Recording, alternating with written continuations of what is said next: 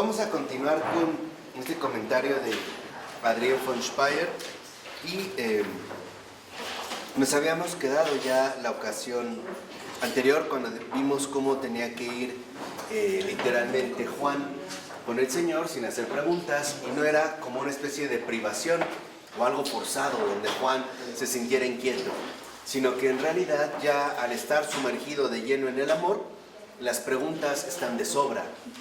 Chesterton decía que cuando uno no ama tiene 1000 razones, cuando uno ama ya no tiene razones, ¿no?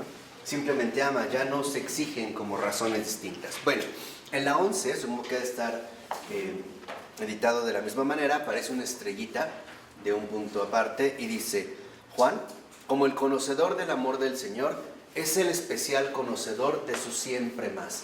Y esto es algo bien importante. Cuando nosotros hablamos del Señor, en general cuando hablamos del Señor Dios, hay que tener en cuenta este siempre más. Aunque nosotros creamos haber llegado a un límite extremo, el Señor siempre guarda un siempre más. ¿Por qué? Porque solo Él es infinito y solo Él es Dios. En realidad no lo podríamos nosotros abarcar por completo, sino que siempre está presente este siempre más, es el semper mayor, también que San Ignacio tenía muy presente, ¿no? Hay un siempre más. Y dice, es el especial conocedor entonces Juan de su siempre más. Este es en primer lugar el siempre más que vive en la relación de amistad entre Cristo y Juan. En segundo lugar, es el siempre más que Juan experimenta en la oración y en la prédica. Entonces, este siempre más, como nosotros lo vimos la ocasión anterior, comienza en un primer momento en la amistad, ¿no? Es una amistad que siempre va dando más, en el cual Juan va ahondando más y más y más, sin llegar a un límite preciso en el cual él se pudiera, por así decirlo, detener. Y a su vez, también Juan entonces encuentra este siempre más, se va como hundiendo en esta profundidad inabarcable, ya no tanto en este caso a partir de la amistad, pero ahora también focalizado en la oración y en la prédica. O sea, Juan en su vida de oración empieza a profundizar de tal manera que encuentra este siempre más, encuentra este exceso, encuentra algo imprevisto, algo que no había podido haber, que no pudo haber contemplado, algo que estaba más allá de Juan, pero que Juan en una apertura recibe. Y también en la prédica. ¿Por qué en la prédica? Porque Juan también predica, también ha sido un predicador. Y mientras Juan va predicando, se va dando cuenta de que en realidad las palabras del Señor siempre esconden un siempre más, en el cual Juan va profundizando, ¿no? Poco a poco. Por eso dice a continuación: y en tercer lugar, es el siempre más que se hace manifiesto en la visión del Apocalipsis. Entonces, es lo que nosotros habíamos ya visto, ¿no? Comienza Juan este siempre más por la amistad, después lo madura en la oración y en la prédica, hasta finalmente también acceder a ese siempre más del Apocalipsis.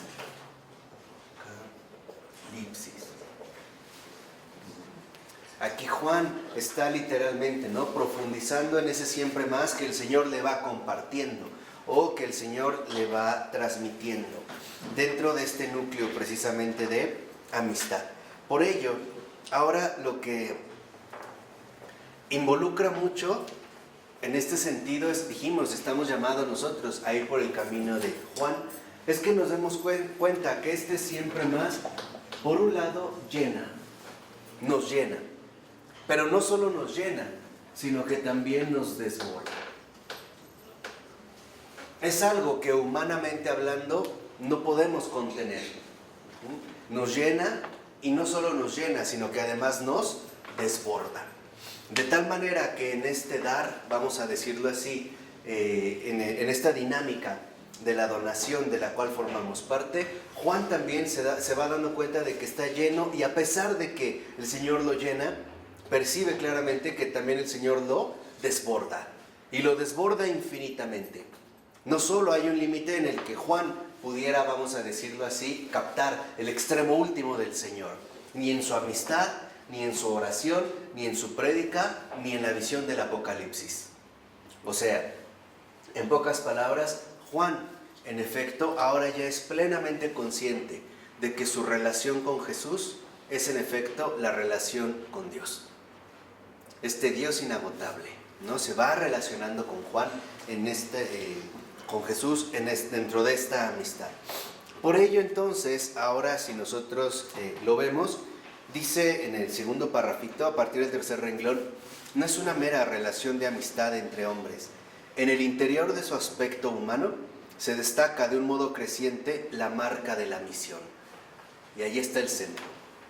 Juan, en efecto, ahora se da cuenta de que este siempre más, que lo llena y que lo desborda, aún dándose en el modo humano, del modo más natural, del modo de amistad, encuentra ahora Juan que este siempre más apunta a un aspecto central, la misión. Hay algo ahí palpitante, hay algo que a Juan lo está desbordando. Lo llena esta misión y al mismo tiempo lo desborda.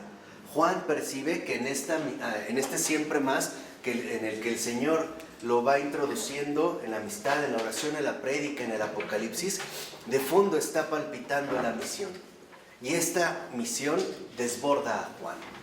Esta misión en la que el Señor nos va también a nosotros introduciendo, nos va entonces desbordando. Por ello dice, fíjense aquí, a la continuación, de la misión de Cristo y de la misión del apóstol, mutua. Y viene lo más hermoso. Juan descubre que el Señor lo necesita. Lo necesita. Por eso yo les decía, para nosotros decimos, es que Dios no nos necesita. Cuidado, estás hablando de un Dios concepto, de un Dios idea cuyas cualidades únicamente son abstractas, omnipotente. Dios no es así. Aquí está viendo que en esta misión, ahora Juan, en efecto, empieza a percibir que esta misión es doble. Es la misión del Señor. O sea, el Señor también quiere llevar a cabo su obra. Está introduciendo a Juan en su obra, pero también es la misión del apóstol. Acuérdense que la palabra apóstol significa el que ha sido enviado. El apóstol es el que ya ha recibido el envío y no es enviado así porque sí. El apóstol, a diferencia del discípulo, ya no solo está, por así decirlo, en este ámbito pasivo, sino que ahora pasa a la acción. Ya el apóstol, en cuanto tal, está lleno de la misión del Señor. Y aquí Juan, que es como digamos, en el núcleo más sorprendente de este descubrimiento, se da cuenta de que el Señor quiere hacer su obra y que al querer hacer su obra también necesita a Juan. Lo llama a colaborar. Entonces, en esta misión hay una verdadera comunión. El Señor, Dios y Juan apóstol se han conjugado de tal manera que se han vuelto en efecto uno, como el Señor quiere. O sea, en esta misión es compartida. Por ponerlo de esta manera, la misión del Señor es la misión de Juan y la misión de Juan es la misión del Señor. Es de los dos. De tal forma que entonces lo que Juan realiza es lo que el Señor quiere que realice. Y lo que el Señor realiza es lo que Juan quiere que se realice. La obra del Señor. Esta es la misión. De hecho, y en serio, esto es lo que define al apóstol. Eso se puede decir. A ver, ¿qué es lo que define al apóstol? Claro. Lo que define al apóstol es haber alcanzado, ¿no?, esta comunión en la misión que el Señor da. Ahora Juan se da cuenta de que en efecto el Señor lo necesita. La misión del Señor es la misión de Juan. Y la misión de Juan es la misión de Jesús. Están ahí, digamos, ya entrelazados profundamente. Por ello dice a continuación, y en verdad, fíjense, lo necesita así como es, para poder necesitarlo así como ha de devenir. O sea, en la misión, el Señor acepta a Juan así como es. Y así como es justamente como lo necesita, que en cuanto el Señor ya está pensando cómo va a llegar a ser Juan. ¿Qué quiere decir? Que entonces Jesús acepta a Juan en el presente, pensando ya en el futuro. ¿Por qué? Porque el Señor aceptó a Juan en la amistad. Acuérdense, Señor, ¿dónde vives? ¿Y qué le respondió Juan? No tenía dónde Ven, a su casa. ven y lo verás. Pero quédense con el ven. Este ven era una aceptación.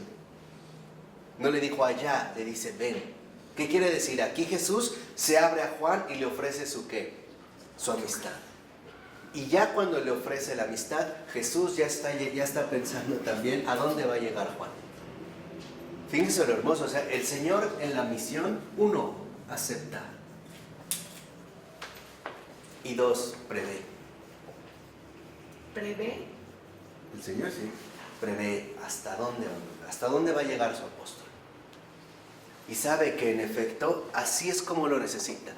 Porque aún ve a Juan y también ya está viendo en Juan hasta dónde quiere hacerlo llegar. Hasta dónde es que quiere, ¿no?, que Juan acceda. Ya, por eso es lo que les decía, la misión del Señor es la misión del apóstol. La misión del apóstol es la misión del Señor. Por eso, esto es lo que cada cristiano debe de tener muy claro. La misión nunca es individual, ¿eh? Jamás es individual. Es siempre la misión del Señor, es la misión del apóstol. Y la misión del apóstol es la misión del Señor.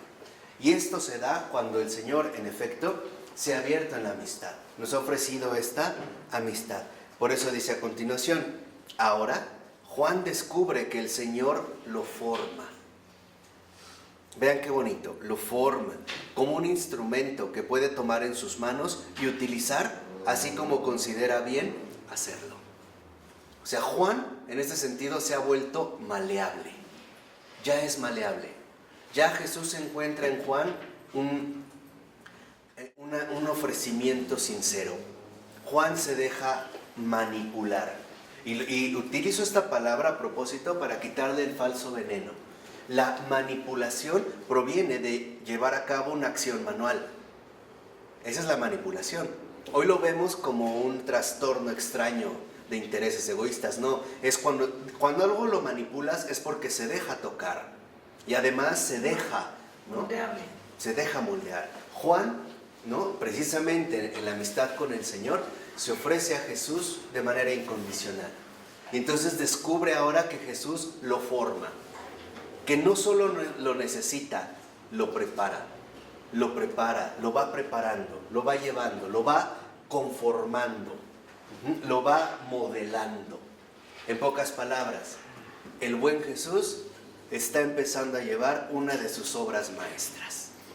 Es el gran artista, lo empieza a modelar, ¿no? Así como, ¿han visto cómo trabajan, por ejemplo, los escultores? Mi mamá era escultora, ¿no? Sí, exacto, ¿has visto, no? ¿Cómo lo ven? Está como en bruto, ¿no? Entonces le va sacando la forma, ¿no? A veces hay que pegar fuerte para romper, a veces suave. Pero en este caso Juan ya está en las manos de Jesús. Entonces, en la amistad, fíjense, en un primer momento es ponerse en manos del Señor. Ven y lo verás. ¿De qué hablan platicado? No sabemos. ¿Qué le habrá dicho Jesús? No sabemos. Lo que es cierto es que Juan quedó convencido de que ese era el Mesías, de que habían encontrado al Mesías. Y se los dice a los demás, ¿no? Vengan, ahora he encontrado al Mesías. Ahora si lo ven ¿Fue también... primero ¿Qué? que lo vio? No, así que lo ven, no. Pero que ya entra en un contacto más cercano con el Señor, sí. Que lo entendió mejor. Ven y lo verás. En este sentido más abierto, ¿no? Por eso dice a continuación, y no percibe este descubrimiento como algo extraño, algo peligroso y amenazante. Juan lo experimenta en su amor, que de una vez y para siempre sabe que el Señor es la verdad absoluta. Una verdad que es mucho más grande, mucho más verdadera que todo lo que uno mismo puede pensar y planear. Ahí está, digamos, el pensar de Juan. Aquí vemos a un Juan que, en efecto, al haber entrado en contacto profundo con la verdad, el miedo ya no tiene lugar. Y eso es cierto, el amor expulsa el temor. El amor expulsa el temor. Entonces, Juan, en esta misma misión que va llevando, ¿no?, en la misión del Señor, que es la suya, y su misión es la misión del Señor, en este conjunto mutuo, en esta reciprocidad mutua, ahora Juan también capta de que esta misión que lo desborda, como dice Adrián von Speyer, va más allá de lo que uno puede pensar y planear. Entonces, este siempre más, en el que insistí mucho, siempre es algo literalmente inesperado. No lo podríamos esperar, ¿eh? Nadie puede esperarse la obra del Señor. ¿Por qué? Porque el Señor, hace nuevas todas las cosas. Y dos, Pero siempre, no continuamente. siempre. Y nunca nosotros podríamos estar al tú por tú. Es más, tú puedes ir planeando por dónde el Señor te va llevando, ¿eh? Te equivocas. Por eso vemos también cómo en su momento Agustín decía, ¿no? Si lo comprendes, no es Dios. Aquí te queda Así de claro. sencillo. Es que, o sea, de verdad, el buen Agustín tiene un buen sentido del humor. Y es esto, o sea, es lo verdaderamente inesperado. ¿Has visto la película? Sí. Aparte, es lo incalculable. De hecho, y no estaría mal decirlo aquí, siempre es desproporcionado. En bondad, en magnificencia, en sorpresa, en entrega. No corresponde, exacto, no corresponde con nuestros propios criterios. Y esto es lo que a Juan le encanta. Por eso es que Juan no tiene temor. Por eso Juan no teme. Por eso Juan se ha convertido en el discípulo, ¿no? Ha entrado en esta profunda amistad con Jesús. Por ello, en esta misma página es la 12, sí es la misma, ¿no? La página que tiene. Bueno, más o menos, no sé, unos 10 renglones abajo, dice a continuación el libro. Y la amistad es el impulso que lleva a la adoración. Fíjense cómo ha crecido Juan. Ahora Juan ya no solo es amigo del Señor, ya no solo ama al Señor, ya lo adora. Empezamos siendo amigos, ¿no? Empezamos por una amistad. Después fuimos discípulos, formados en el amor, hasta alcanzar literalmente la adoración. Ahora Juan también ahí, como lo dice, lo adora. Dice, cuando él ofrece su amistad a los demás apóstoles, cuando ama a sus semejantes, cuando encuentra a cualquier hombre, entonces allí siempre experimenta cuánto lo ama el Señor y cómo ese amor del Señor no puede detenerse en él. Fíjense, Juan ahora ha captado que el amor de Jesús no se puede limitar a Juan. Es un amor tan grande que desborda a Juan y ahora va a alcanzar a todos los hombres. Vean la profundidad ya de Juan.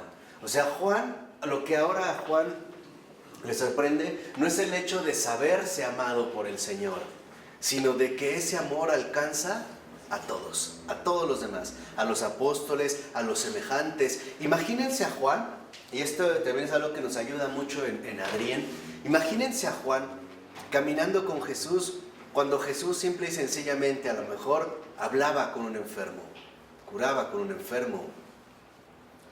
Juan observaba, Juan veía al Señor, ¿no? Juan ponía toda la atención en el Señor, toda la atención de Juan era Jesús, nada más, concentrado en el Señor, lo iba viendo, cómo hablaba, ¿no?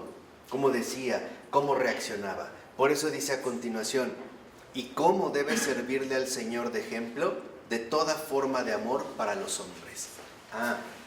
Entonces, ahora Juan sabe también que en esta misión del apóstol, ahora también Juan está llamado a ser un ejemplo de su Señor, de lo que el Señor le ha manifestado. Si la misión es mutua, pues Juan también está llamado a dar el ejemplo del Señor, ¿no? En este caso, del ser de Jesús, del cómo es Jesús, del cómo vive Jesús y sobre todo, y lo más importante, del cómo ama Jesús. Ese es el ejemplo. O sea, el ejemplo no solo consiste, vamos a decirlo así, en hacer milagros o caminar sobre las aguas. El verdadero ejemplo que Juan está llamado a dar es el modo en el que ama a Jesús. Sí, porque no siente celos. No. Al contrario, ¿no? Quiere compartirlo, ¿no? Porque él sabe que este amor lo llena y lo desborda. Entonces, para Juan es muy importante el ver cómo los demás también son llenados y desbordados por este amor inagotable. Entonces, el ejemplo que Juan reconoce que está llamado a dar es el modo en el que ama a Jesús. Por eso el propio Señor decía, ¿no? Ámense los unos a los otros, como yo los he amado. Y así sabrán que ustedes son mis discípulos, ¿no? O sea, el modo en el cual se va consumando esta amistad. Por eso dice a continuación, y tampoco ahí existe nada forzado, es así del modo más natural, tan naturalmente que Juan, en el mismo espíritu, pasa de la amistad a la adoración. Como adorador es amigo, como amigo, adorador. O sea, no hay como una diferencia donde de repente Juan asumiera unos roles, no. Se da cuenta de que en esta misión, en el que él lleva de la amistad, el ponerse en manos del Señor, ya no es nada complicado pasar a la adoración. ¿Cómo adora? ¿Cómo le muestra su adoración a Jesús? Siendo amigo. Y su amistad es un signo claro precisamente de adoración al Señor. Entonces aquí podríamos nosotros encontrar algo bastante importante. A Jesús también se le adora siendo su amigo, como Juan. Y ser amigo de Jesús significa seguirlo hasta el final, como Juan. Ponerse en manos del Señor, como Juan. El hecho de recibirlo todo, como lo recibió también precisamente el apóstol Juan. Por eso en el siguiente párrafo dice, luego en segundo lugar, existe el siempre más en la palabra, en la oración y en la proclamación. Juan ahora ya lleva un camino en esta misión avanzado. Ahora trabaja en la palabra, en la oración, en la proclamación. Dice, el Señor le regala a Juan su palabra como a los demás apóstoles. Habla con él. Quizás le dice más palabras de amistad que a los demás. O sea, tal vez a lo mejor con Juan tenía una cercanía especial o le decía en este sentido más palabras, ¿no? Por ejemplo, ¿se acuerdan que en el momento de la cena hay un momento donde Juan se recuesta en el pecho del Señor? Porque era ya la cercanía de la amistad. Es como tú, cuando conoces a alguien también puedes de alguna manera percibir su estado interior, ¿no? Cuando vio a Jesús afligido, que decía que alguien lo iba a traicionar, que le iba a entregar, ¿se acuerdan? En ese momento en aquel dice que Juan se fue. Bueno, Ana Catalina Emery, que está beata Agustina, ella percibió, el Señor le concedió ver que cuando Juan se acercó, aparte de era como un apoyo que estaba con él en su corazón, le dijo interior a Jesús, ¿quién es? Y Juan le dijo, con el que voy a remojar y compartir el bocado. Entonces ahí cuando lo vemos después va con Judas, ¿no? Lo remoja y va a comer de mi mismo plato, o come en este caso de mi mismo plato. ¿Por qué menciono este pasaje? Para que vean en efecto esta familiaridad común entre ambos. O sea, la familiaridad que Jesús ha tenido también con Juan. Y además, ¿por qué? Porque Juan lo escucha, lo dijimos, ¿no? ¿Se acuerdan? Que había 3 aspectos importantes, ¿no? Acompañar, servir y escuchar. Escuchar. Sobre todo lo importante es escuchar al Señor. Entonces, y dice a continuación, y cada una de esas palabras es para el discípulo un regalo que aparece ante todo completamente comprensible y en ese sentido completamente dócil.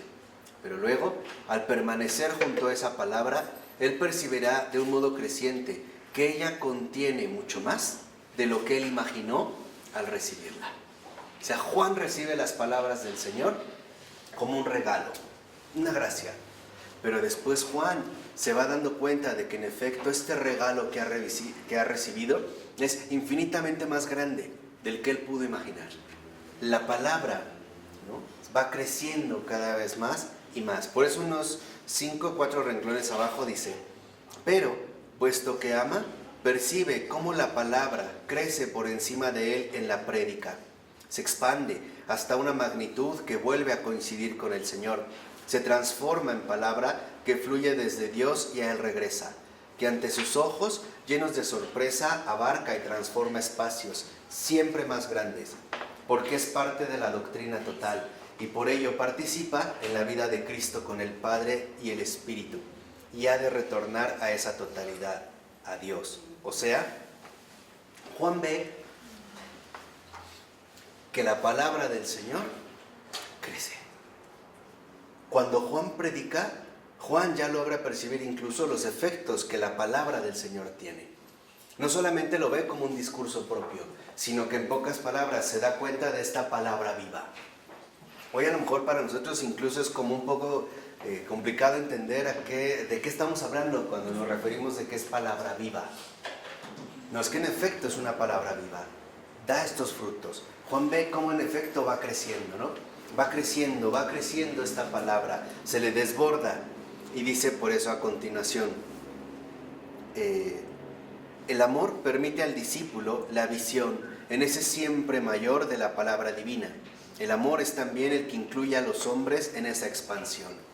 Juan ve literalmente la vida de la palabra, ¿no? Cómo se va penetrando en las almas de los que escuchan, cómo el Señor va haciendo esta obra y lo desborda. Por eso dice a continuación, ahora veamos, ya vimos en la palabra, ahora veamos en la oración. ¿Qué pasa con Juan en la oración? Dice, y cuando Juan está solo para rezar y comienza a pronunciar las palabras que el Señor le ha enseñado, entonces siente que ese hablar es solo un balbuceo, pues no es él quien domina la palabra, mejor es dominado y capturado por ella. Esta quizá es una de las grandes diferencias entre Juan y nosotros. Hoy a veces nosotros pronunciamos las palabras del Señor como dominadas por nosotros, aprendidas de memoria, sometidas a nuestra repetición maquinal. Juan no. Juan cuando repetía las palabras del Señor no buscaba dominar la palabra, sino que la vivía como una especie de balbuceo. Le costaba trabajo a Juan. Ya no él no se va a apropiar en este caso la palabra, sino que se va a dejar crecer precisamente por esta palabra. Y dice, es la palabra de Dios la que en el interior de una visión especialmente íntima y amistosa del Señor le fue ofrecida, y la que por medio de esa amistad se extiende hacia la plena divinidad del Señor. Y en los dos últimos renglones, esto es muy importante, dice, la palabra contiene un poder del que Juan no la habría creído capaz al escucharla y al recibirla. O sea, Juan recibió la palabra, pero en ningún momento se había dado cuenta de la fuerza y del poder que contiene esta palabra que le fue dada, que él recibió. No han percibido, o sea, no se había dado cuenta realmente todo lo que es capaz de alcanzar esta misma palabra. Por eso para Juan, en esta naturalidad, lo vemos, y acuérdense de estos dos mundos, ¿no? De Florensky, para hacer nada más una breve relación.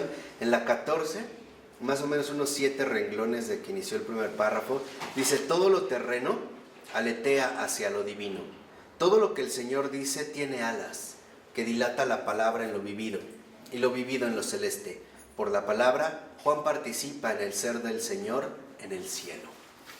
Ahí está, o sea, ya incluso Juan, para esta palabra, para Juan, esta palabra viva es una palabra que en efecto lo vincula con el cielo.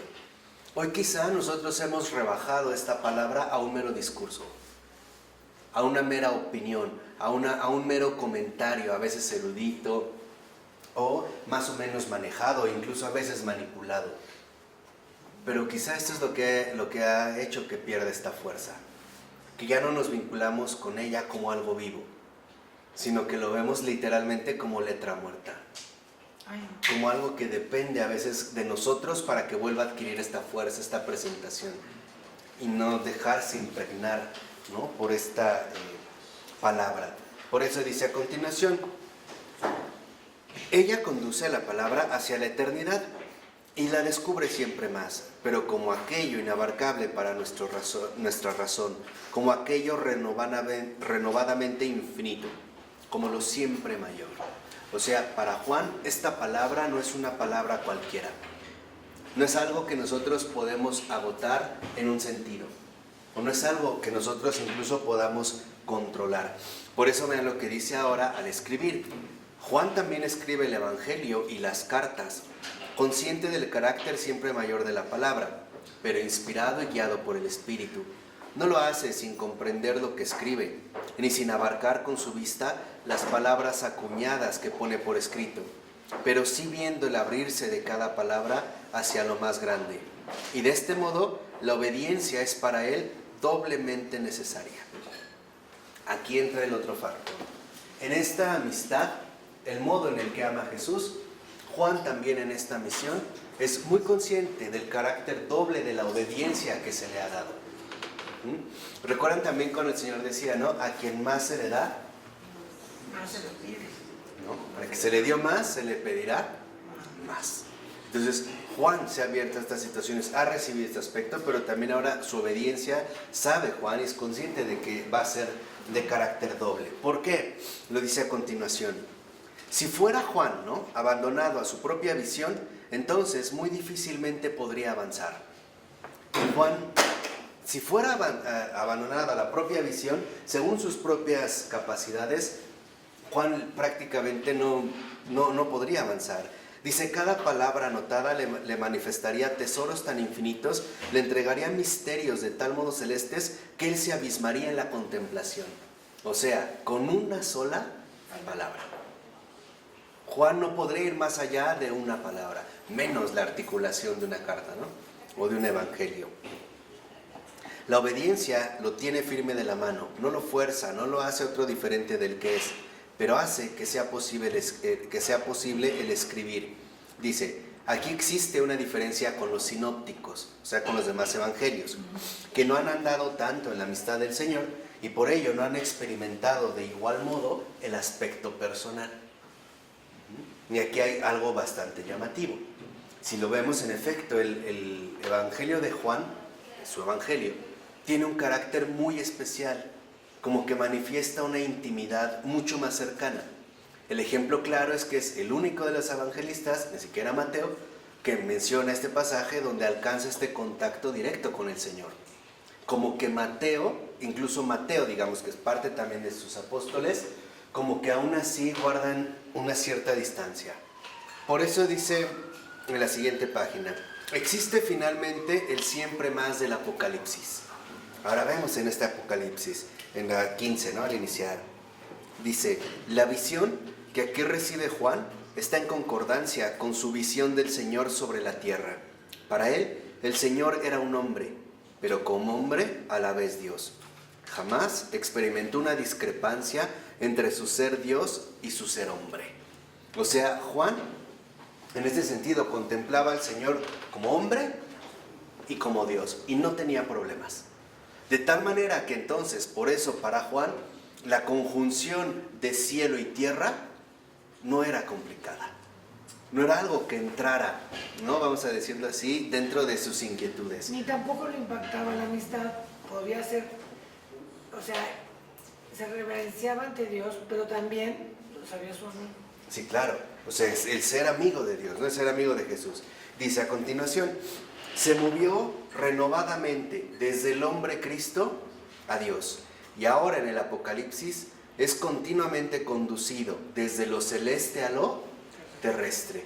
Fíjense, mientras en la amistad con Jesús es conducido Juan de la tierra al cielo, ahora en el Apocalipsis es, por así decirlo, devuelto del cielo a la tierra. Lo lleva y dice a continuación, acontece como una traducción en sentido contrario. Dice como 4 renglones abajo, y si bien las cosas que recibe para ver son muy extraordinarias, ve allí por todas partes lo extraordinario del siempre más de Dios. O sea, Juan, a pesar de la visión del Apocalipsis, y son cosas bastante extrañas, si uno lo lee, sí son visiones muy raras, lo que ve, eso no es lo que le impacta a Juan, porque Juan es muy consciente de ese carácter mayor de Dios, de ese siempre más, ¿no?, en este sentido al que lo lleva. Y dice que para él está tan abierto aquí como lo estaba en la cotidianidad del Señor encarnado. O sea, en esta cotidianidad, en pocas palabras, para Juan, lo inabarcable de Dios se le ha hecho algo enteramente familiar, cotidiano. Y ese es el gran fruto de la amistad. La verdadera amistad con Dios es cuando lo que ha hecho lo recibimos con naturalidad. No hay una sorpresa de qué raro es esto, pero sí hay un incremento en la adoración. Para Juan, entre el cielo y la tierra no hay ya un abismo. Entre el cielo y la tierra está el Verbo encarnado. no hay velo. Para Juan está abierto. Por eso dice a continuación, si lo vemos, a Juan le es dado ver los misterios de la madre, los misterios del Hijo del Hombre, los misterios de los ángeles, de la iglesia, de los animales.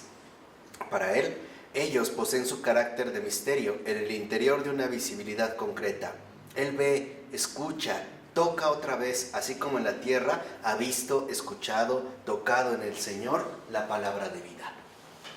O sea, para Juan es algo tan real que incluso, por así decirlo, lo toca, lo vive. Así como él decía, ¿no? En su evangelio lo tocamos. La palabra que toqué, que es concreta, real. Y viene lo siguiente, es muy importante. Dice, es muy significativo que en la visión recibe la orden de comerse el libro.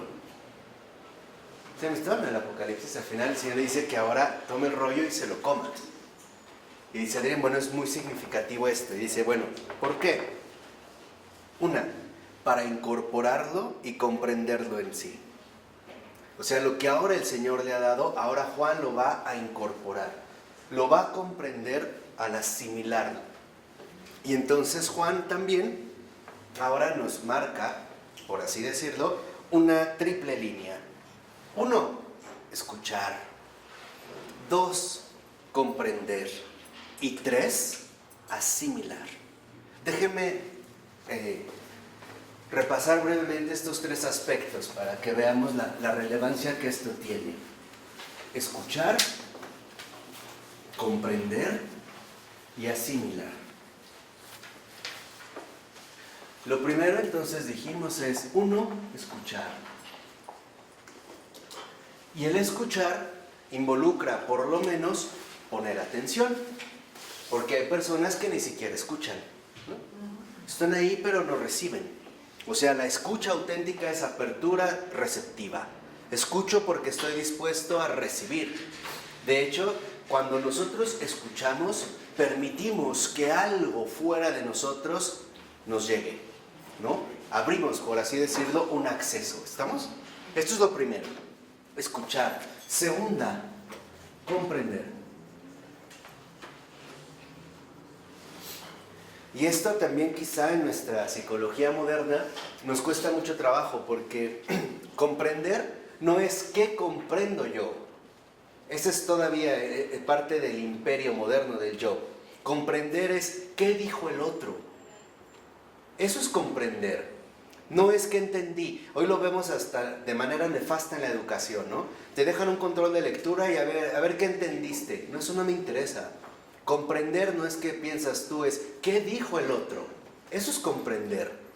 ¿Qué dijo el otro? Me guste o no me guste, esté de acuerdo o no esté de acuerdo. Eso es comprender. Comprender es, a ver, el autor aquí habla de tal, dijo tal. De hecho, el comprender en este sentido sería una repetición de lo que previamente hemos escuchado. ¿De acuerdo?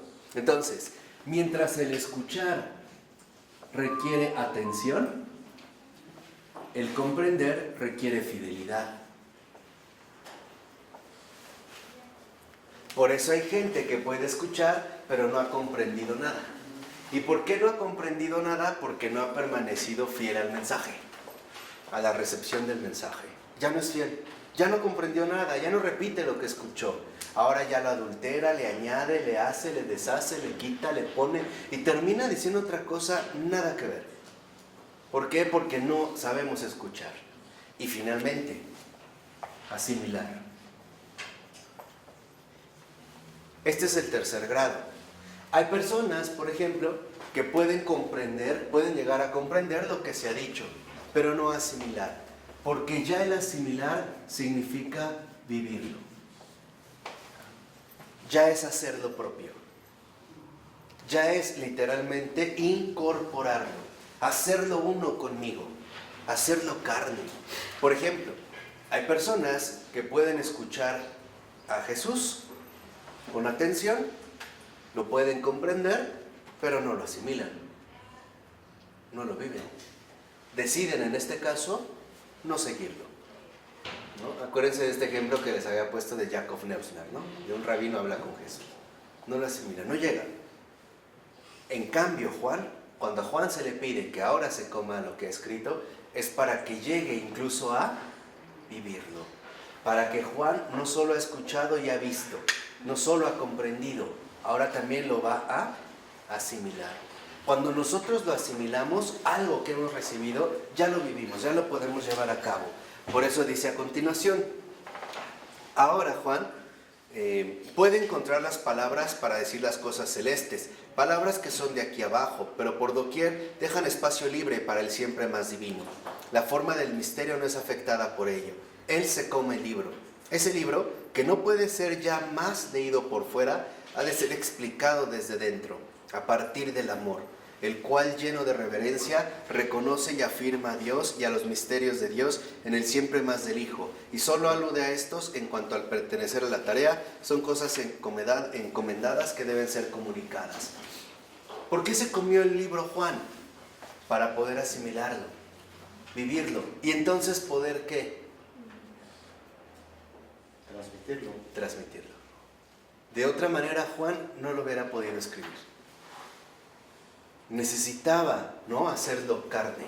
Acuérdense que estamos hablando de la palabra se hace carne. Y vemos también cómo se hace carne en Juan. Por ello ya hacia el último, que era como a modo de prólogo lo pusieron, porque después vienen los comentarios de, ¿no?, los versículos. Dice en la 16, más o menos a la mitad del primer párrafo, dice, es mirada de Juan del amor vivido. Eso es lo que hace Juan. Juan entonces ahora reconoce que el amor debe de ser un amor vivido. Y para poder vivir el amor necesitamos escuchar, necesitamos comprender y finalmente necesitamos asimilar. Eso es lo que ha hecho Juan. De hecho, esto es lo que se requiere para poder llevar a cabo una misión. Si no, no se puede realizar. Si no escuchamos ni siquiera con atención lo que el Señor nos pide, menos podremos comprender lo que esto requiere. Y por lo tanto, no podremos seguir una auténtica fidelidad. Y al no llevar a cabo esto, no lo hemos asimilado. Y por lo tanto, en realidad, no podremos ciertamente vivirlo. Por eso, así como Juan se come el libro, nosotros también en este sentido tenemos que comernos a Jesús. ¿Y esto dónde se da? En la Eucaristía. Es la forma de irse incorporando a Él. Y esto es importante. Es comerse entonces también a Jesús, vivirlo. Ahora desde dentro para darle la palabra, ¿no?, al Señor. Dice a continuación, mirada, que finalmente posee por fundamento que Juan ha experimentado al Señor como hombre y como amigo. Y en los últimos 3 renglones, en Juan la experiencia se ubica sobre el presentimiento, así como en el Señor el cumplimiento está sobre la promesa. Entonces aquí, para el Señor, el amor es cumplimiento.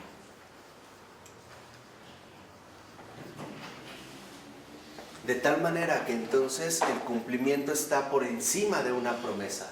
Porque si solo fuera una simple promesa, cabría la posibilidad de que no se llegara a realizar.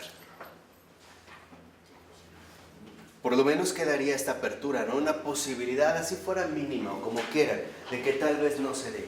Pero en el caso del amor, esto no es así. Aquí realmente se ha llegado al cumplimiento.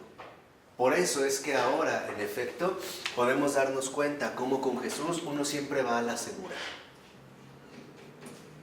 El amor siempre va a la segura. El amor, literalmente, ¿no?, que es este cumplimiento. Dice un poquito a 5 renglones de que ha iniciado el último párrafo. Juan ha vivido el verbum caro factum, o sea, el verbo que se ha hecho carne. Ese es el verbum caro factum. Pero mientras el Señor estaba sobre la tierra, la vivencia central era el verbum. O sea, cuando Jesús estuvo en la tierra, mientras estuvo en la tierra, para Juan, el punto central era el verbum. O sea, Jesús, la persona, ¿no? El verbo. Dice, entonces el verbo quería brillar ante Juan como si la palabra que él comprendió, concibió y continuó donando, tuviese en sí toda la fuerza del Señor. Luego del Apocalipsis, él ve más el caro factum. Mientras Juan, en la vida terrenal de Jesús, se concentra en el verbum, Ya en el Apocalipsis, Juan va al hecho de la encarnación.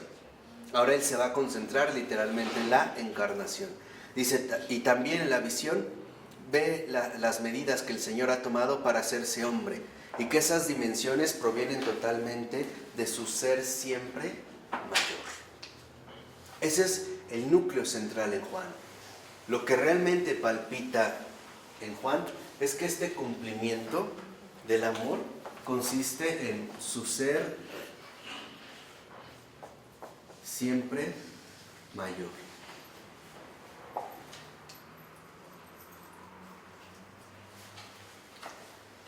El amor en realidad de Dios, el amor que se ha hecho carne, no solo se limita a satisfacer, por así decirlo, nuestras propias expectativas, sino que desborda y las desborda infinitamente estas expectativas que el cumplimiento o el amor han precisamente llevado a cabo. ¿De acuerdo? Esto fue a la manera del prólogo, que es lo que mencionan aquí. Después iremos viendo cómo se van a ir, ¿no?, como acercando a estos tesoros infinitos, que también, ¿no?, les son comunicados a Adriel al entrar, al ser partícipe también de esta visión de Juan. Yo les aconsejo que lo vayan leyendo despacio. No es un libro que se puede leer de continuo. Más bien es un libro que invita a la oración. No es como una novela que puedo leer rápido. Entonces, si lo ven, ya veo que algunos tienen ya por ahí el texto. No contigo, ¿no? La palabra en el... Ajá, pero leerlo antes. En uno dice la palabra en el origen y cita el libro 1, versículo 1. En el origen era la palabra y la palabra era junto a Dios y Dios era la palabra, ¿no?, que ha dado lugar como a muchos comentarios. Si ustedes lo ven, iría como que de la página 19 a la 28. Es poco. Lean. ¿Quieres que leamos eso? Esa parte. Aquí sí es importante para que ya lleguemos como con cierta preparación, al menos con la escucha y el comprender. Y vamos a tratar de hacerlo. ¿De acuerdo? Nos concentramos en esta parte, ¿sí? Bueno, pues muchas gracias, buenas noches, buen provecho a todos.